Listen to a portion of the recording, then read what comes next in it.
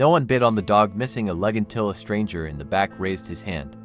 The auction hall was cold and echoing, the kind of place where you didn't look anyone in the eye for too long. Livestock came and went like numbers on a spreadsheet, but this dog was different. He sat trembling in a dented metal cage, his fur matted and one hind leg ending in a crude stump. People shifted uncomfortably when the handler tried to stir interest. No one wanted the trouble, no one wanted the pity. And then, out of nowhere, a hand went up in the back row.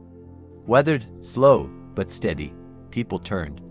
The auctioneer blinked twice. Sold, he muttered, as if confused himself. The room went quiet for a beat before shuffling back into its usual rhythm. That hand belonged to Thomas, 68, a retired train conductor who hadn't planned on buying anything or feeling anything that day. Thomas had only come to the small-town auction because his neighbors said it might be a good distraction. 3 months earlier, he had buried his wife of 42 years. Since then, his days had become loops of silence, coffee gone cold, and the same music on the radio she used to hum too. Grief made everything feel gray, even the things that were supposed to help. He tried the senior center, walking groups, even bought a jigsaw puzzle, but nothing held. He'd always liked dogs, though they'd never had one. Betty was allergic. Now, walking into that barn full of animals and strangers, he didn't expect to feel anything but numbness. Till he saw the dog. The animal wasn't barking. He wasn't whimpering either, just sitting there, almost like he knew no one was going to want him. His eyes were dark, not wild, but resigned. The missing leg didn't bleed, but the jagged scar told its own story. Thomas couldn't stop looking. Something about the dog's stillness mirrored his own. No begging, no fear, just a quiet acceptance that the world had already moved on. That kind of loneliness, the kind that eats you from the inside and makes even hope feel heavy, that was something Thomas understood too well. Other buyers muttered under their breath, "Why'd he do it? That one's broken, must feel sorry for himself." But Thomas didn't care. He walked straight to the cage after the auctioneer slammed the gavel down. No paperwork, no questions, just pointed to the dog and said, "I'll take him now." The handler shrugged. "Your problem now." Mr. Thomas took off his jacket and laid it gently on the bottom of the cage. The dog didn't move, just watched him, like he wasn't sure what to make of kindness anymore. Back at his truck, Thomas had to lift the dog gently into the passenger seat. He didn't flinch, just looked at him once deeply, before curling up in the corner like a creature trying to disappear. Thomas hesitated before turning the key. He didn't know what he'd just signed up for. But for the first time in months, he felt the faintest flicker of purpose, not joy, not yet, but movement. Something shifting inside. He glanced at the dog. "Guess we're both a little busted," he said aloud, voice cracking just slightly. That night, Thomas placed a folded towel on the floor of his late wife's sewing room and gently laid the dog there. He didn't sleep much. Every creak in the house, every shift in the dog's breathing had him half sitting up in bed. He wasn't used to sharing his space again. At one point, around 2 a.m., he walked to the room and sat beside the dog, who was awake and watching him silently. No barking, no wagging, just watching. In the morning, Thomas called the vet, a number he found on a faded magnet from the fridge. The receptionist told him they didn't usually take walk-ins, but when he explained the dog's condition, she softened. "Come now," she said. "We'll make it work." The dog, whom he hadn't named yet, didn't resist the leash but moved slowly, like every step was a question. Getting into the truck again was easier. He sat up this time, watched out the window. Something in him was shifting too. At the vet, they scanned the dog for a chip. Nothing. No tag, no history, just scars and silence. "He's underweight, dehydrated," the vet said. "That leg looks like it was either caught in something or amputated crudely." Could have been a trap. Thomas winced. The dog didn't move. The vet patted his head gently. "He's tough." "Real tough," Thomas nodded, surprised at how much those words meant to him. He didn't know this dog, but he wanted to. On the way home, Thomas stopped at the grocery store and bought a bag of dog food, 2 cans of chicken broth, and a toy shaped like a squirrel. He hadn't smiled while shopping in months. The cashier asked, "New dog?" He hesitated before answering. "Something like that," he said. When he got home, he placed the toy near the towel. The dog didn't touch it, but his eyes lingered on it for a second longer than expected. Thomas sat on the floor beside him, slowly sipping his tea. They didn't need to talk, they just needed to be. That evening, the dog stood on 3 legs and limped to the living room where Thomas sat in his recliner. He lay down near his feet. No sound, no ceremony, just a quiet presence. Thomas reached down, slowly, and let his hand rest on the dog's back.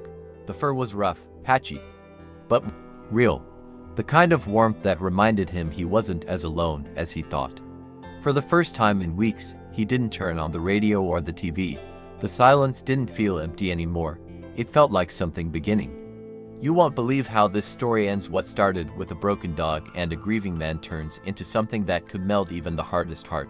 Because what came next wasn't just about survival, it was about two souls slowly stitching each other back together, one quiet moment at a time. But before the healing could begin, there had to be trust. And trust doesn't come easy when you've been torn apart by life. For Thomas, letting this animal in meant opening wounds he'd been trying to ignore. For the dog, learning to believe in a human again might have been the hardest task of all. What unfolded between them over the next few days would test them both and reveal just how deep unspoken pain can go. The dog still hadn't made a sound, not a bark, not a growl. Even as Thomas gently fed him spoonfuls of broth, his eyes stayed fixed, unblinking, almost hollow. His ribs pressed against his skin like a blueprint of every hardship he'd endured. The stitches on his leg rough, uneven, clearly not done by a vet, spoke of pain handled in silence, maybe even cruelty. Thomas kept catching himself whispering things to the dog as if Betty were still in the house. "Dinner's ready," he'd say. Or, "Don't like the news either, huh?" It wasn't conversation. It was hope reaching out, trying to land somewhere. But something shifted on the 3rd day. A storm rolled in, wind rattling the windows and rain pounding the roof like 1,000 tiny fists. Thomas lit a candle in the living room and brought the towel closer to the fire. He found the dog curled tightly in the corner of the sewing room, shaking not from cold, but from fear. Lightning cracked, and for the first time, the dog let out a noise. Not a bark, a low, broken whimper. It cut through Thomas like a blade. He knelt, heart pounding, and reached out a hand. "It's okay," he whispered. "You're safe here now." It wasn't okay, not yet. When his fingers grazed the dog's head, the animal flinched violently and stumbled backward, scraping against the doorframe. His breath came in short, desperate bursts. Thomas pulled back immediately, hands raised in surrender. "I'm sorry," he said quietly. "I moved too fast." He sat down on the floor, a few feet away, and stayed there. Minutes passed. The candle flickered. Eventually, the dog crawled forward, inch by inch, until his body lay parallel to Thomas's, close but not touching. That night, neither of them slept much. The next morning, Thomas found himself talking out loud more. Not just to the dog, but because the silence had changed. It wasn't hollow anymore, it was waiting. "You've been through hell, haven't you?" he said as he sat on the porch steps with his coffee, the dog beside him, eyes half closed. He didn't expect an answer, but the dog shifted closer, brushing Thomas's knee with his side for just a second. It was the smallest gesture, but it felt enormous. It felt like maybe they weren't just surviving each other, they were starting to see each other. Later that week, Thomas brought the dog back to the vet for a follow-up. The techs there were stunned. "He was near catatonic last time," one of them said. "He's standing now." The vet examined the leg again, then looked at Thomas seriously. "You have a choice to make," she said. "This leg, it's not healing right. We can try another surgery. It's expensive, risky, or we can fit him with a prosthetic and start rehab. It's going to take time, patience, and heart." Thomas looked down at the dog. "We'll do it," he said. No hesitation. Back home, Thomas dug out an old blanket from the closet, the one Betty used when she had chemo treatments. He hesitated for a moment before laying it out for the dog. "She'd have liked you," he murmured. "You're quiet, but you've got fight." The dog lay down on it immediately, pressing his body into the fabric like it carried a memory he needed. That evening, Thomas sat down with a notebook and wrote a single word on the first page. "Chance." He looked at the dog. "That's your name now." Because we both needed one.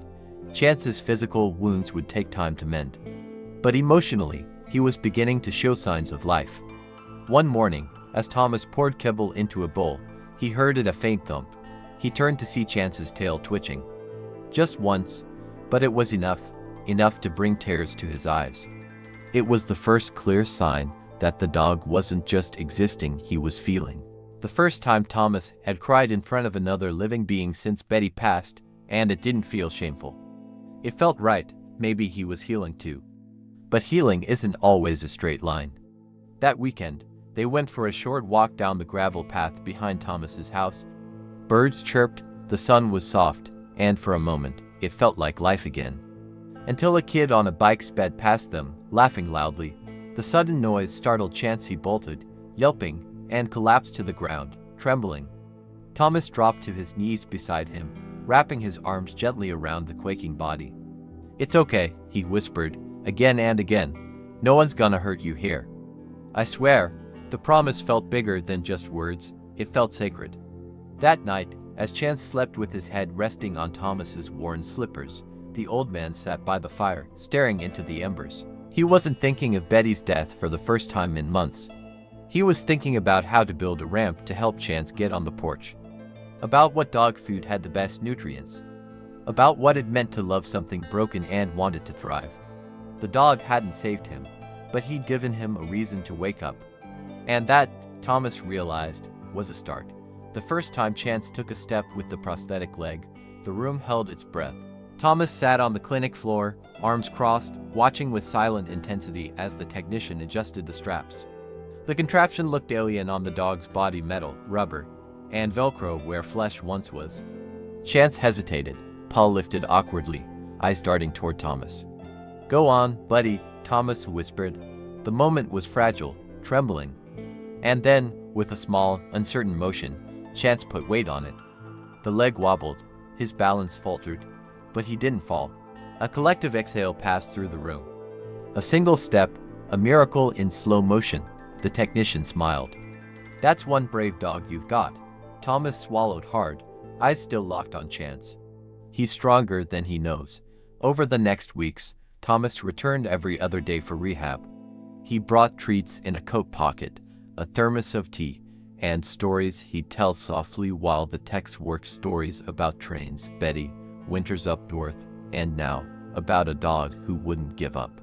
Chance began responding. He'd lean into Thomas's touch. He'd meet his gaze. The tail thumped more often now. The world was no longer something to hide from. Neighbors started noticing too. One afternoon, as Thomas walked Chance down the street, prosthetic leg tapping rhythmically against the pavement, a woman on her porch stood up and waved.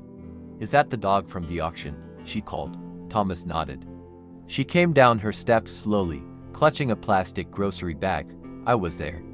I remember thinking he wouldn't make it." She handed Thomas the bag.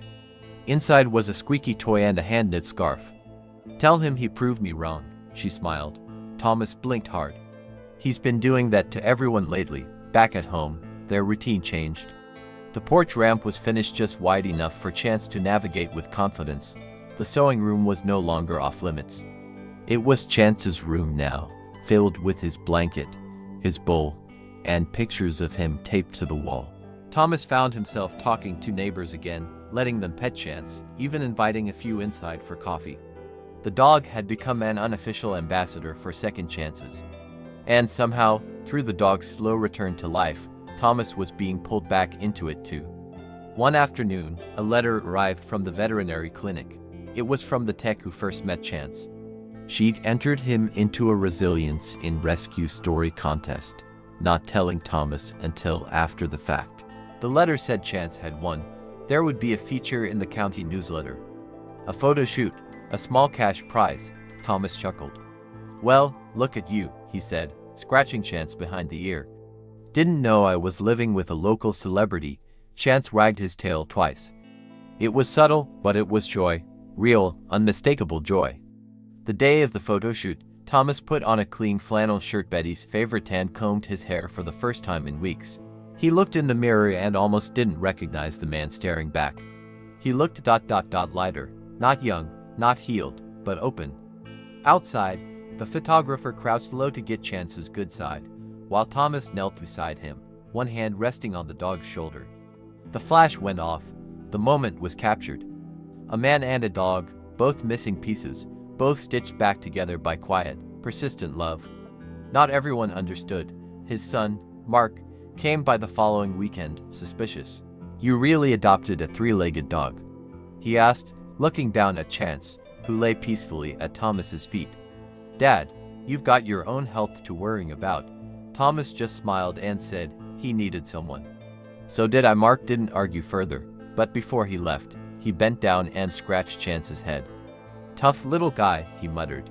And Chance, to Thomas's amazement, licked his hand. Just once, but enough to melt the hesitation from Mark's face. Spring arrived quietly that year, like a promise kept. The first daffodils bloomed near Betty's rose bushes, and Chance took his first full walk to the lake. He moved slowly, the prosthetic clicking softly against the dirt path, but he didn't stop. At the water's edge, Thomas sat down in the grass and watched as Chance sniffed the air, tilted his head, and let the wind carry through his fur. The lake had always been Betty's favorite spot. Now, it was his and Chance's. A new chapter, written in silence and sunlight. That night, Thomas lit a candle beside Betty's photo and whispered, "I'm not alone anymore." He looked down at Chance, curled up on the blanket. "He's not either." The house didn't feel empty. It felt full with breath, with movement, with the kind of love that doesn't ask for anything but presence. There were two stories rewritten by patience. Two beings no one had chosen, choosing each other instead. And somewhere in the quiet between moments, healing had taken root, unnoticed but strong. Neither of them had expected it, but both of them had needed it. By summer, the transformation was undeniable. Thomas's house, once steeped in silence and loss, now pulsed with a quiet rhythm: footsteps, paw taps, the occasional clink of a food bowl. The garden was blooming again, weeds pulled, flowers replanted.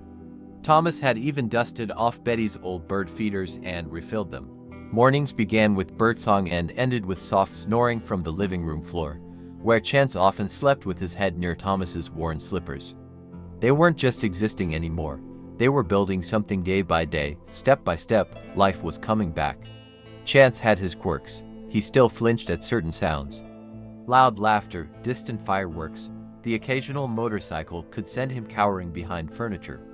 But he always came back faster now, more sure of himself. The vet called it emotional muscle memory. Thomas just called it courage. He was learning to. That grief wasn't something to get over, but something you learned to carry differently. With Chance at his side, the weight felt more bearable. They didn't fix each other, they accepted each other. And in that acceptance, something new had quietly taken root. Thomas started writing again. Not long entries, just small notes in a spiral-bound notebook. Observations, mostly. "Chance barked at the mailman today. I think that means he's home." Or, "Made it up the hill and back." Three-legged dog outpaces 68-year-old man. Sometimes, he wrote letters to Betty, telling her about the little victories. "He finally played with the squirrel toy today." Or, "I laughed again." Can you believe that the act of writing became part of the healing? A bridge between what was and what could still be. One afternoon, the local paper arrived with Chance's story on the front page. A full-color photo, Thomas kneeling next to him, both facing the camera, eyes steady. The headline read, "A second chance for both of them." Neighbors clipped the article and pinned it to bulletin boards. Strangers stopped Thomas at the store. "You're the man with the dog," they'd say. "I cried reading that." Thomas would smile gently, his voice calm. "Yeah, I'm the lucky one." He never said more than that. But inside, he felt a quiet pride, not for attention but for what they'd built together. People started leaving small gifts at Thomas's gate. Dog biscuits, notes, even hand-sewn dog boots. One card read, "Thank you for reminding us there's still good in this world." Thomas tucked them all into a box labeled "For the Dark Days." Chance, unaware of his newfound fame, just kept being himself, loyal, gentle, always a few steps behind Thomas, unless squirrels were involved. Their bond wasn't dramatic, it was simple, steady, built on presence. They didn't need grand gestures, just small moments shared. Then came the call from the local school. A teacher who had seen the article asked if Thomas and Chance could visit her class. "We're doing a unit on resilience," she explained. "And your story?" She paused. "Well, it stuck with the kids." Thomas hesitated. He wasn't a public speaker, but the idea of giving something back felt right. He brought Chance in on a Tuesday morning. The kids sat in a circle, eyes wide as Thomas told them how he and Chance had found each other. When he finished, a girl with glasses raised her hand and whispered, "I think you're both heroes." After that visit, something shifted in Thomas. He started volunteering once a week at a local shelter, not to adopt, just to sit with the dogs no one chose, the ones like Chance. He'd bring a folding chair and a thermos of tea, and he'd sit in their space without asking for anything. Just presence, just patience. Sometimes he talked to them, sometimes he didn't, but he was always there. The staff started calling him the dog whisperer. He'd laugh and say, "I'm just returning the favor." One crisp fall afternoon, as leaves fell around them, Thomas and Chance walked the lake trail again. The air was golden, still. At the water's edge, Thomas stopped and looked out. "You saved my life, you know," he said quietly. Chance, standing beside him, leaned his body gently against Thomas's leg. It wasn't dramatic, it wasn't loud, but it was everything, to survivors, to hearts with missing parts, and a bond that made the missing pieces not matter quite so much anymore. Thomas never expected to start over in his late 60s. He didn't plan for a broken dog to walk into his life and show him how to live again, but that's exactly what happened. In saving Chance, he didn't just find purpose, he found himself. And in return, he gave Chance something he'd never had before: safety, belonging, and a place to heal. Not with fanfare, not with perfection, but with love. The kind that's earned, quiet, and real. The kind that says, "You're not broken, you're becoming."